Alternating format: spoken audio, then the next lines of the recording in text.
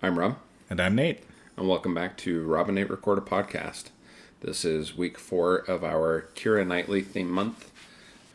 Our concluding week of this, we watched the 2007 movie Atonement. Atonement, which is definitely how I wanted to close out this month. This is a movie I wanted to work in to movie night for quite some time.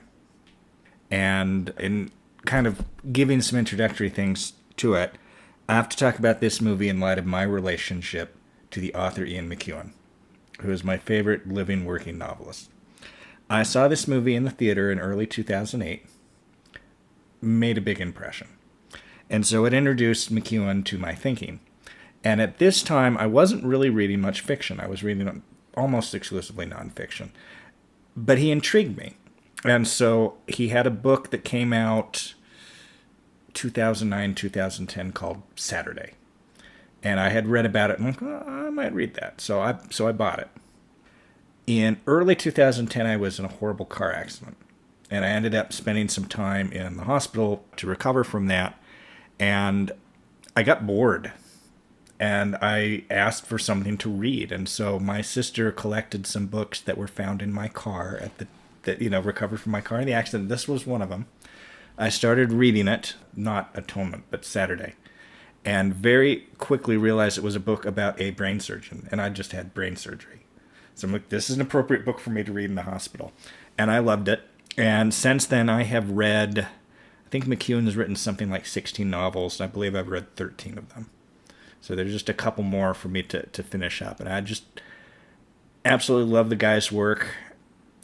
One part of which will probably, one certain aspect of his work, I hope I'll remember to bring up towards the end of this. But I think I've kind of built this up. You knew that I like McEwan, and you knew that I was a big advocate for this movie. You came in knowing the basest of details. I didn't even realize this was based on an Ian McEwan novel. And I came in knowing basically nothing. Yeah, World War II setting, you maybe knew that. Nope. Not even that. No, once we settled on this one, I intentionally didn't look it up, didn't look at anything. And what were your first impressions? This movie sucked. Oh, just kidding.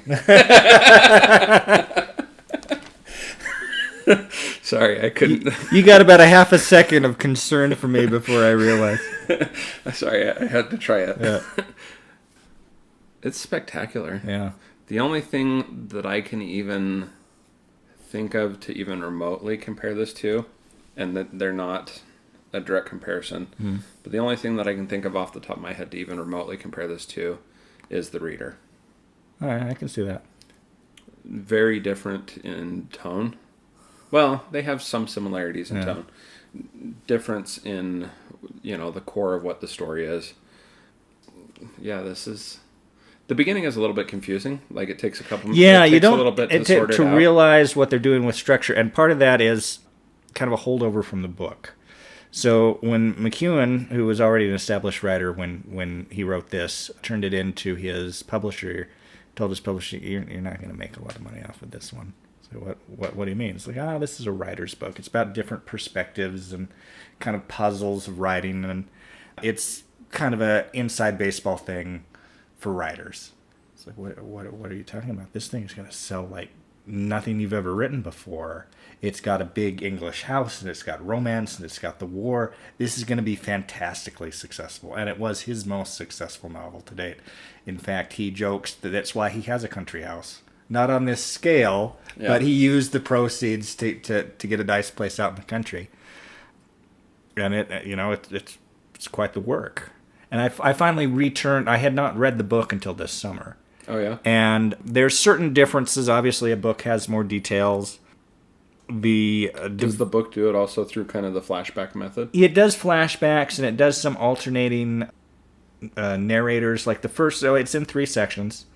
And we'll talk about the 3 sections. The first section, you alternate between narrators between Robbie, Celia, Bryony, and the mother for the first section. And then section 2 is Robbie in the war. Section 3 is Bryony in the war. And then section 4 is the coda at the end. There's a lot more to it in the book.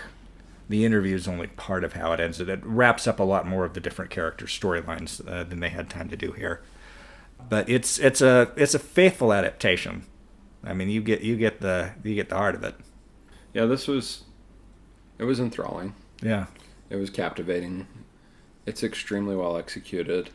The score is incredibly complimentary. Mm-hmm. And it's a consistent theme throughout in terms of the score. Yeah, this was awesome. Yeah. So it's in 3 parts. So first part has to do with A Very Faithful Day in 1935. Bronnie, played at this stage by a young Saoirse Ronan, first thing I'd seen her in. And of course, our romantic leads are James McAvoy as Robbie Turner and Keira Knightley as Cecilia Tallis. And Robbie is the son of 2 people that used to work on the estate. And his father ran out on his mother when he was a baby. And so the father, who you never actually see in this movie, Mr. Tallis, he's away because he's in Parliament. And in the book, he's also away because he's having an affair. And the father paid to put Robbie through school, and now he's thinking, at first he was going to be a teacher. And in fact, the moment where they found the French schoolgirls, he had taught schoolgirls in France for like a summer. And so that's a little more poignant with that backstory. But anyway, Bronnie's about 13. She's an aspiring writer. She wrote short stories. She's written plays. They're kind of naive. Her older brother Leon is coming back with a friend of his from Cambridge. And she wants to put on a play with some cousins that are coming down from the north because their parents are involved in a kind of a tabloidy love triangle divorce situation.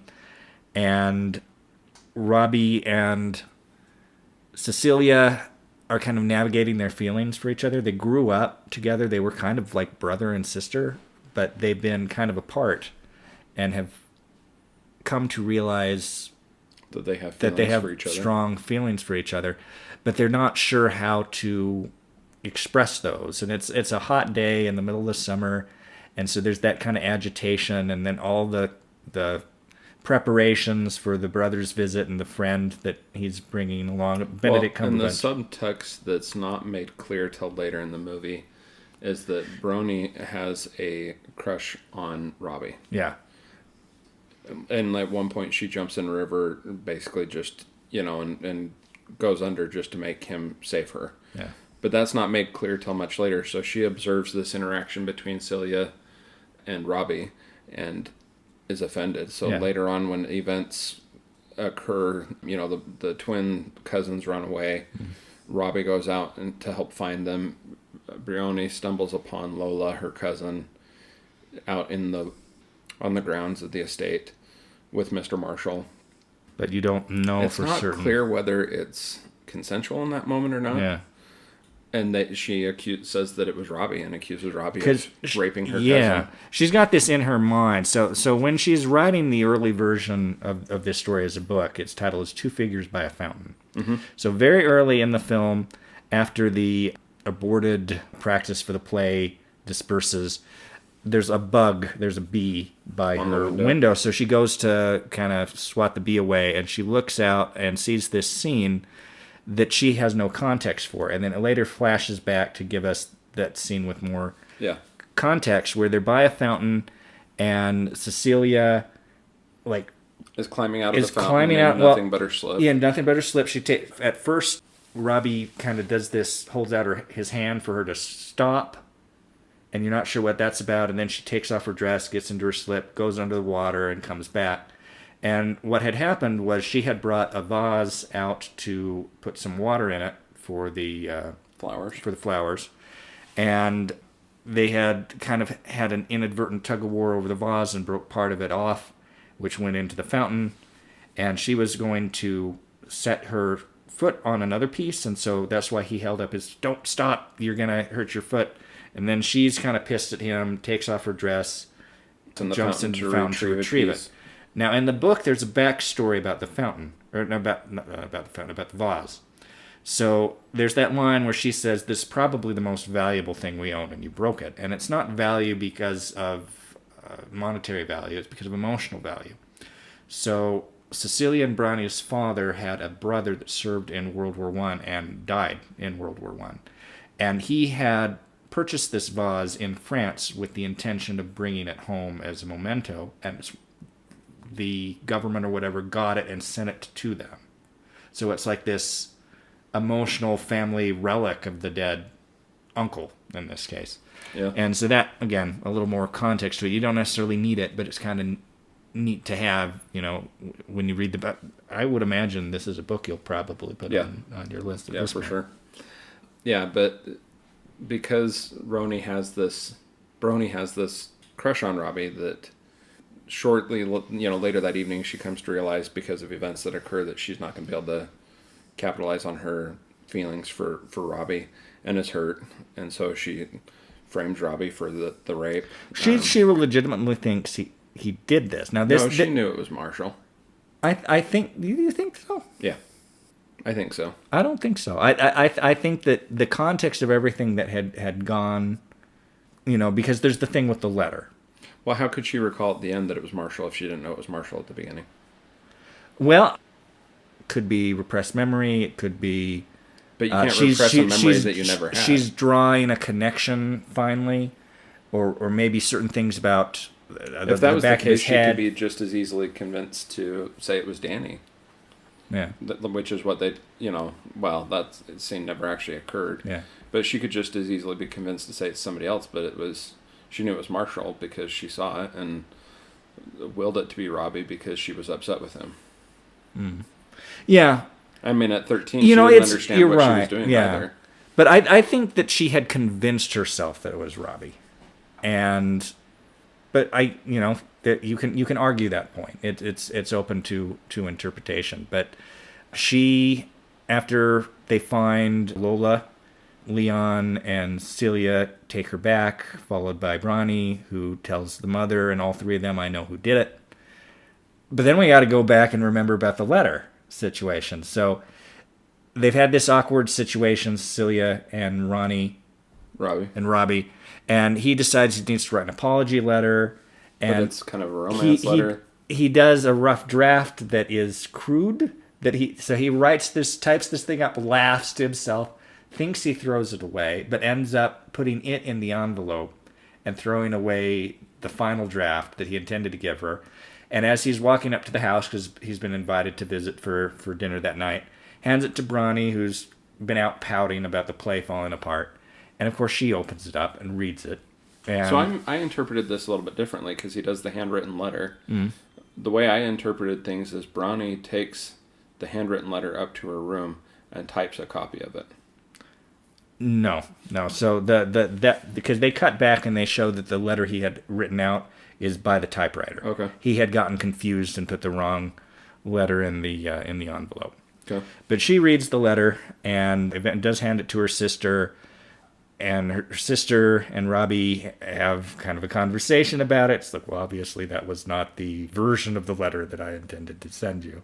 So, well, what was in the version? Well, it was more formal, less anatomical. Yeah. And then they have a tryst in the library, which Bronnie stumbles upon, misinterprets, tells her cousin Lola he's a sex fiend. Well, Lola's the one that says he's a sex fiend. Yeah. Yeah.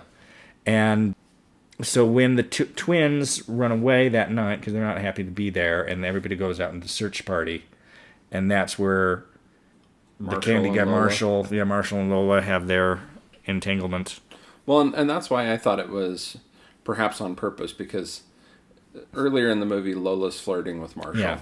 And then there's a scene where Marshall has allegedly rescued her from the twins. And Lola's supposed to be about 14 years old in this. Yeah, but Lola has kind of a guilty look on her face after that, like they have done something. Yeah. And then here they are later that night, engaged with each other again. Yeah. And so that's why I question whether it was consensual or not.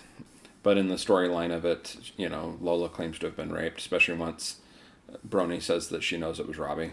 Yeah. So... And so they call in the police, and she testifies about what she says happened. Gives a sworn statement. Cecilia said, I Bronny's a fanciful girl. I wouldn't necessarily believe everything Well, and this she is says. part of why I also think that Bronny is doing it on purpose, because when her mom sends her to her room after she gives her statement to the police, she's upset to have to go to her room. She wants to see it play out. Yeah, and so then even later, she gets out of bed to go to the window to watch Robbie be arrested and put in the police car. So that's, all of those things combined. That's why I say I'm convinced. There's ambiguity to it, and it's, I think, intentional. And that's our first act. And you probably were thinking, is this what this movie is, right? Is this... No, I knew it had to... I mean, that ends so early in the movie, I knew it had to be going somewhere, but I didn't know where it would go. But earlier on, were you expecting... You weren't expecting World War II to pop into the thing. Based on timing, I figured it had to play in, but I didn't know... How central it would be. Well, and I didn't catch that it was 1935 at the beginning of the movie. So I as much as they were talking about Hitler and other things and stuff, I kind of assumed that it was a little bit closer to the war. Yeah. I mean, the war started 39. much earlier in Europe than it did for the, Well, and the modern... the rumblings had been going on for some time. Yeah. So then we got Act 2. Yeah, so it flashes 4 years later in northern France. It's actually closer to 5 years later. They're a little wishy-washy on some of that. Well, what it says on the screen is 4 years later in northern France. So Robbie, we find it very quickly, he had gone to prison, and he had the choice, stay in prison or join up to the army. And he joins up to the army, even though he's, Cambridge educated, and he speaks French. And so he's fallen in with these two other soldiers that have been lost from their units during all the craziness at heading into Dunkirk and the strategic retreat of British forces to the coast. So he's teamed up with these two other guys, and they're kind of running around trying to make their way to where the other soldiers are. And one of them asks him, has been kind of teasing him, "How are you a private?" It's like, you speak for, well, you can't become an officer. For officer training. Yeah. And that guy I liked. So they got the black guy and the other guy that he's with. And the other guy is kind of like, he teases him, and he has these theories about, if you make me foreign secretary, I'll end this war. And it's like, we keep Africa, we keep India, they can have France and Belgium. And I mean, whoever's been to Poland anyway, it's like they can have what they want. Then we don't have to fight this stupid war. But when it comes down to it, he ends up being super loyal and super attentive to Robbie. Yeah. When Robbie's health, because he has been hiding the fact that he has a shrapnel wound and that he's infected, and his health continues to degrade as they make their way to Dunkirk. And the Dunkirk sequence in this film is, to me, the highlight of the movie. Talk a little bit about me and my relationship with Dunkirk. So the first time I recall hearing about Dunkirk is in the movie Mrs. Miniver from the 40s. And there's a Dunkirk sequence, and it was the first time I was really aware of it. Dunkirk's a very emotional event. And then I saw this. And this is so good, this sequence that shows all these soldiers crammed up by the ocean in the abandoned resort community, and the diversity of ways people react to the impending doom that they feel bearing down on them. Some by singing choral songs, some by riding on the ride, some by getting drunk. Just all sorts of human reactions to this despair. That sequence is so amazingly good that the movie Dunkirk disappointed me. Because that, to me, is the definitive depiction of Dunkirk. I was going to say, that depiction on the beach, basically afternoon that they're there on the beach of Dunkirk, that portrayal is a better portrayal of what it was like to be on the beach of Dunkirk than is done in the movie Dunkirk. Yeah. It captures it all in a very kind of concentrated form. And it looks like a single shot. There's this certain long tracking shot, and they must have built this. They got the Ferris wheel. You almost wonder if that because long of the tracking single shot is an inspiration for how they filmed 1917. Yeah, so I think that's fair. But it's just absolutely gorgeous, because that's just that. It comes across as that one big long tracking shot. Yeah. Well, the one character is they come up on all the soldiers on the beach, and he says it looks like something out of the Bible. Yeah. It does. Yeah. So we got Robbie's... breathtaking. Yeah, very scene. breathtaking. Yeah. Do you have anything more you wanted to say about Robbie's experience? At that point At that point, yeah. in the movie, I wondered if we were reaching a divergent point in the storyline when his friend helps him lay down to sleep. I wondered if we were reaching a divergent point in the storyline. I remember watching it in the theater and just being so scared that he was going to die. Yep. And then there's that moment where he's underneath the car sleeping, the train car or whatever that is, and I wondered in my head, I was like, is he gonna wake up, like, or is this the end of his line? And as we find out later, spoilers. Well, we'll get into Yeah. that. So we basically kind of end there for Robbie, and then we go back 3 weeks to London, and we pick up with Bryony, who is now played by the actress Romola Garai. She is great. And they do a thing with this little mole on the different versions of this character to and also the way she wears her hair to kind of push home that this is, the same person. But Romola is so great in this that I remember thinking she was going to go on to be a big star. No, didn't happen. Didn't work out for her. The other thing that I've seen her in that's worth noting is a film called Glorious 39 that came out about 2 years after this. It's very similar in that it is about Britain at the beginning of the war. And it also has Christopher Lee in it. And it's a really good movie. I would recommend seeing this. But this is a better movie. And this is a great performance. You see that Bryony is, very academically inclined. She wants to be a writer, but she chooses not to take her position at Cambridge. She chooses to, like her older sister, who's basically divorced herself from her family because they all turned against Robbie. And she's remained very loyal to him, writing him in jail and also when he's in the service. But she decides, Bryony does, that I'm going to go to the same hospital where my sister trained. I'm going to become a nurse. Because she has started to put together the consequences of what she did, and she feels horrible about it. And she's trying to atone for it. And so this section of the movie tracks her experiences as a nurse and the growth that happens there, and also about how she's she's trying to write what happened as a story, as a novel. As a narrative, yeah. As a narrative, and how she tries to make contact with her sister, who, again, basically cut them off, and track her down to let her know that she wants to change her testimony and do everything that she can do to try to get, Robbie cleared. Exonerated, yeah. Exonerated. And there's that scene with the dying French soldier. There had been an incident earlier that the sister who's training them had called her out specifically for giving out her first name to this other soldier, because when the soldier woke up, where's Bryony? And it's like, that's not appropriate. You're Nurse Tallis. There is no Bryony. Yeah.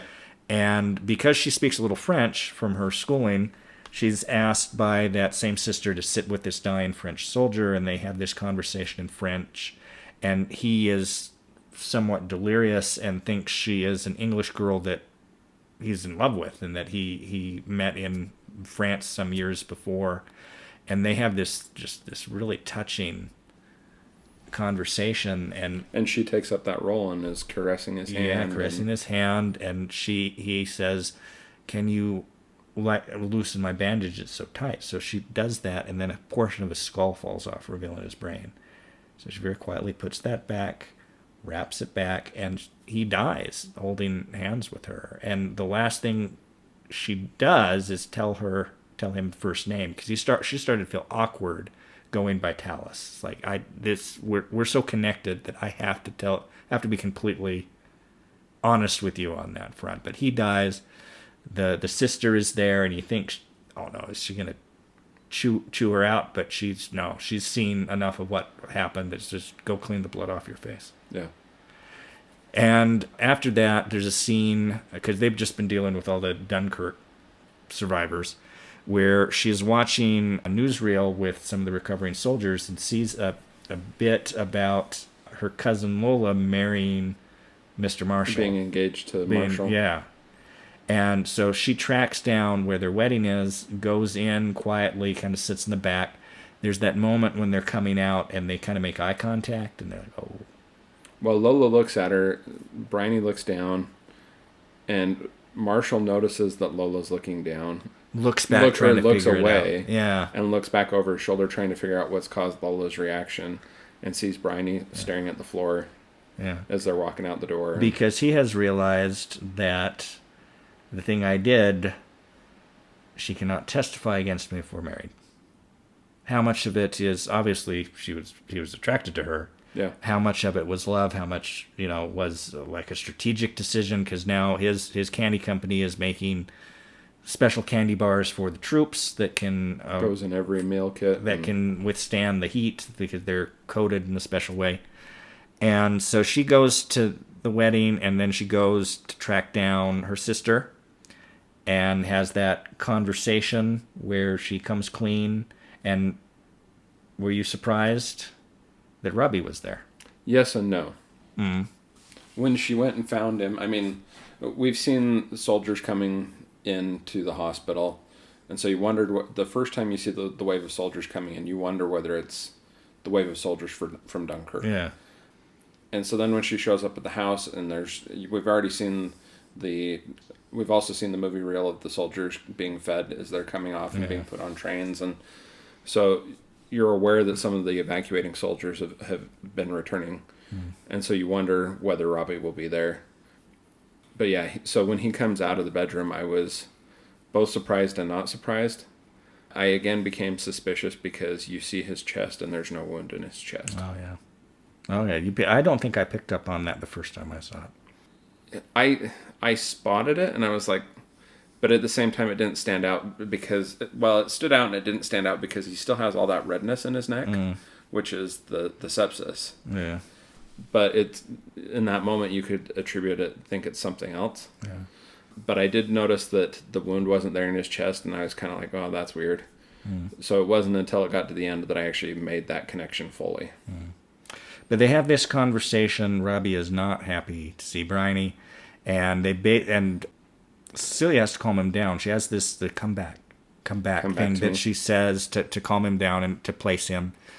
And they basically give her instructions, write down everything that happened, go and get notarized that you're recanting her, to go to the family, tell them what happened, do everything you can to make this right, and we don't want to ever see you again. Do these things and don't bother us again. Yeah.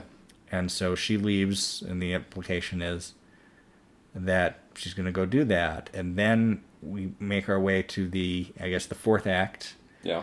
Which I didn't see coming when I saw this originally. Were you a little surprised to see Vanessa Redgrave on multiple cameras? Because we have jumped, it doesn't say a year here. The implication is roughly 2007, but in the novel it's specifically 1999. Okay. And she is giving a interview about her most recent novel, her 21st Atonement.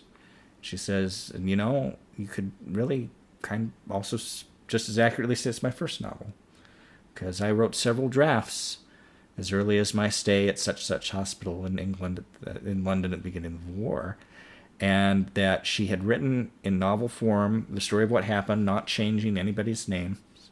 She said, I have studied the history of this. I've got contemporary accounts.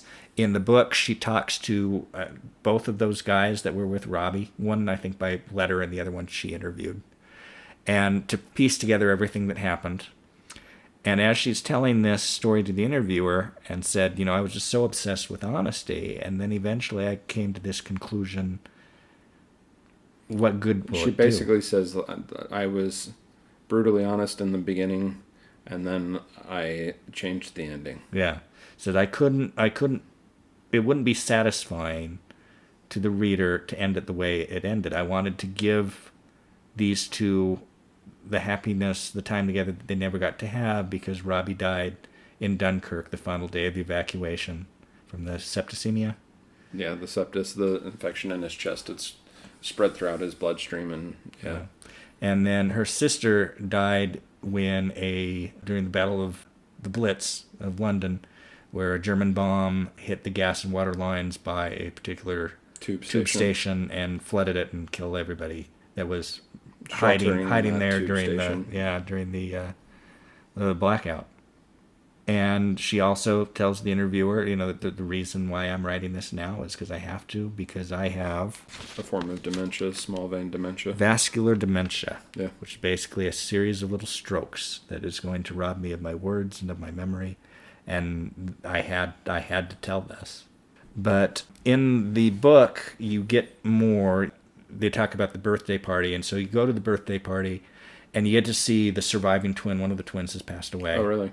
And you get to see I think Leon's there, the older brother.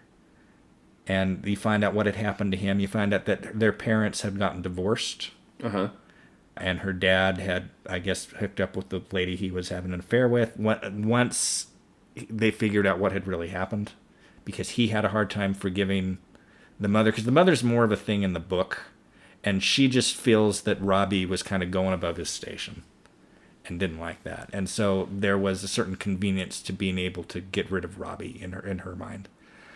And you also see, as an elderly couple, Lola and Marshall, Yeah. who have been doing their own kind of atonement because they are now beloved for their charitable work. They have spent the ensuing decades trying to help people. It's just a beautiful novel. It's a beautiful movie. I can see how, in many ways, it's satisfying, and at the same time, it's dissatisfying. Mm-hmm. Like, I think that's part of the beauty of it. This is beautiful. Is it happy? No. No. Nor should it be. Is the implied artificial ending happy? I don't think so. Yeah. Even though it's supposed to be a happy ending for these characters, it's not happy because it's not real. Yeah. And having not read the book, like, and you're telling me, what happens with Marshall and Lola, that form of atonement also seems dissatisfying because they're never owning the truth. Yeah, they never own it. Yeah. So what happens to Brioni in the book? She becomes a writer, a novelist. She does marry. I'm not positive if they married or just lived together, but by the time she does the television interview, he has passed away. So the love of her life is already gone, and she never had any children of her own. But she stayed very close to her extended family. And the surviving twin is just devastated, just so happy to see her at the birthday party. That they have developed a very strong bond, because he's also, I think, had become aware, really, of the significance of that night. And probably feels as though he bears some burden from having run away and created the circumstances. And at the party for her birthday party, some of the cousins, some of the extended family, do the play that she wrote. Oh, yeah? That they did that as a surprise for her to finally put together the Trials of Arabella. But anyway, this is... did you have more that you wanted to... It's... Words, I guess, to some extent are failing me in the moment. Because you're still in the initial... You just finished this. It's such a spectacular and such a beautiful film. How much more do you say about it? Yeah. And I felt the same way about The Reader. Like, the only other movie I can think of off the top of my head that's made me feel this way is The Reader. Yeah. It's the only two times I've ever had some of these feelings. Yeah. Very different in elements of their subject matter, but it evokes a similar feeling. Yeah. It's a melancholy. They're both very melancholy. Yeah. But that war element brings a different element to that melancholy. So, anyways. Yeah, spectacular film. No hesitation, 4 and 10. Me too. Yeah. 4 and 10. No hesitation on that at all. This was nominated for a bunch of Academy Awards. Do you know which ones? It was nominated for Best Picture. Okay. I'm going to say Best Screenplay. Best Music. Got an 83% on Rotten Tomatoes. So it was nominated for Best Achievement in Music Written for Motion Picture Original Score, Best Motion Picture, Best Performance by an Actress in a Supporting Role for Saoirse Ronan, Best Writing Adapted Screenplay, Best Achievement in Cinematography, Best Achievement in Art Direction, and Best Achievement in Costume Design. The only one that it won for is Best Achievement in Music Written for Motion Picture Original Score. It deserved. That's the way that they incorporated the typewriter into that music and then brought it back in multiple times throughout the movie at the appropriate times. That was awesome. Yeah. This movie was Los Angeles Times critic Kenneth Turan's #1 film for 2007, Rolling Stone's Peter Travers' number 2 film for 2007, and Roger Ebert's number 4th film for 2007. Best film list. Yeah. Do you remember what won in 2007 for Best Picture? And this movie made quite a lot of money. It cost £23.2 million, around $30 million to make, and made $131 million at the box office. So I had some different figures. I showed a $30 million estimated budget. Yeah. Maybe that includes... That's £23 million, $30 million. Oh, okay. And what was the... 131 million box office. The worldwide, yeah. That's the worldwide gross. The domestic gross was $50 million with an opening weekend of $784,000. The winner of the Best Picture award that year was No Country for Old Men. That's far closer. Yeah. I could see either of these.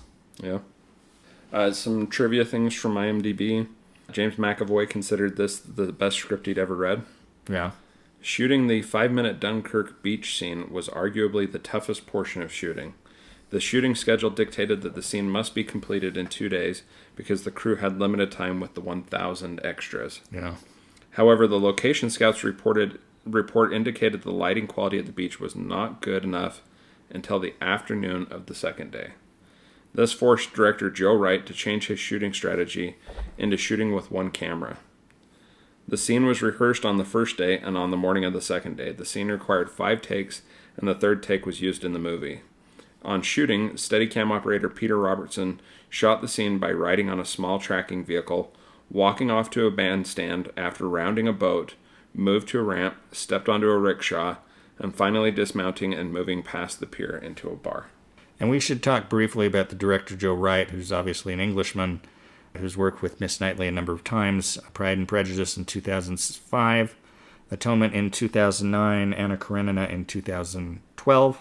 He also directed The Soloist in 2009, Hannah 2011, Pan 2015, Darkest Hour 2017, which is also Dunkirk related, Woman in the Window earlier this year, and in post-production appears to have a version of Cyrano de Bergerac that's going to star Peter Dinklage and Haley Bennett.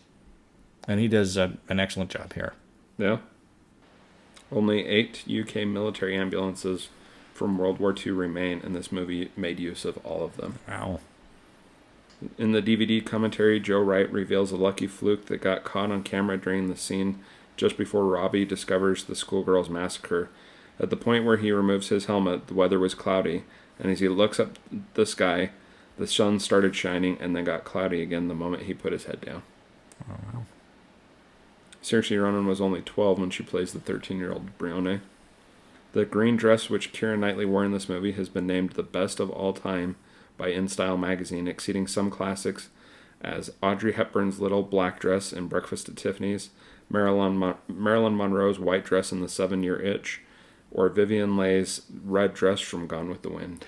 In the novel, she talks about choosing that dress, that character, because she thought it was the sexiest dress she owned, and she wanted to wear it with Robbie coming over. Yeah. Yeah, I think that's about all that stood out to me on that. What other thoughts do you have on this? I think I've expressed most of them. This is a hearty recommend from both of us. Oh, yeah. We completely spoiled it. We probably should have said, it's a spoiler cast. You probably know that. If you haven't figured out this is a spoiler cast by now. But it's worth seeing. And you had talked earlier about maybe reading this book this summer, and I told you specifically, don't read it until after we watched the movie, because I wanted to get your Which is why reaction. I kind of forgot that it was in Ian McEwan, because I had specifically asked you about this book and reading this book, and you told me to hold off on it, and so I had to just full on kick it out of my brain, and I think I read a different Ian McEwan, which we've also talked about, not in the podcast, but we've talked about, so, yeah. We got to rank them. We got to rank Keira Knightley. Oh, that's right. Well, this is clearly number 1. Yeah. I would actually say Begin Again is number 2.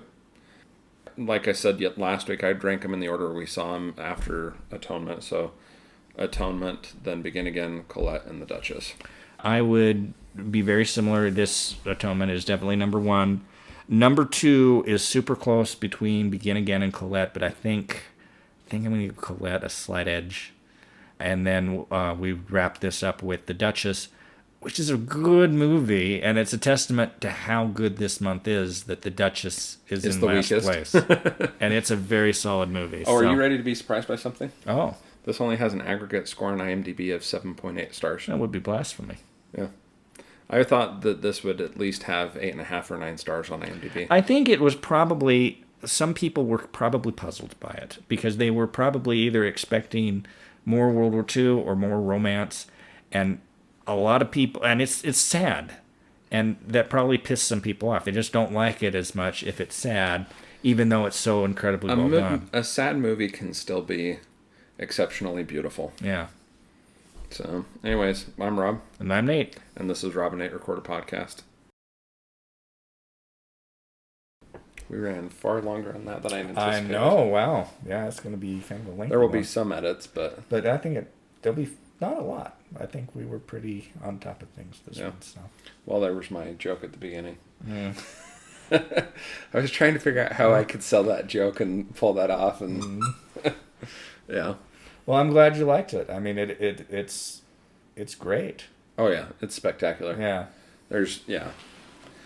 I wish I'd. And now I think you might have more context for when I saw Dunkirk, and I'm like, I was underwhelmed, and you were probably like, how could you be underwhelmed? I was. And then it's like, oh, okay, yeah. I guess I get it. Yeah, that tracking shot was awesome. Mm-hmm. It's crazy that they did that in 3 takes. Yeah. So. And they got it at the right kind of magic hour. Well, and it basically was one shot. Yeah. So. I love the guy that's hanging off of the Ferris wheel at the far end. And here I thought we were going to end up at some point talking about Awakenings in this. Oh. I mean, that's both beautiful movies. Yeah. But I did not give Awakenings 10 stars. Oh, I know. Yeah. So. And that was such... You would have thought for sure that's the best movie I'll have seen this week. Nope. You're right. I did. When I finished it on Sunday, I was like, this is for sure the best movie I'll watch this week. Yeah. You know? Hold my beer. I'm glad I got you saying hold my beer on tape. It's kind of hard to do lighthearted banter after Following that, though. Yeah. Yeah. All right, are we ready to jump into this? I think so. Okay. I assume you're going to mostly take the lead. I'm Rob. Oh, go ahead. There you go. Okay. It makes you feel better. It's about as light as we can get. Are we taping over something? I ran like a minute and a half of absolutely nothing. Oh, okay. So I went back to the beginning to save myself a headache later. Sounds good. So. Far end. You almost think that scene was like an inspiration to 1941, the movie. Oh, yeah. Well, vice versa, in order. 1941 came out nearly 30 years before this came out. No, what's the recent one then that I'm thinking of? You're thinking of Dunkirk. No. No? The one just a couple of years ago that was an Academy Award nominee for Best Picture. That You're thinking 1918? Is that the one I'm thinking of, 1918? 1917 or? 1917, yeah. Yeah. 1917 is the one I'm thinking of.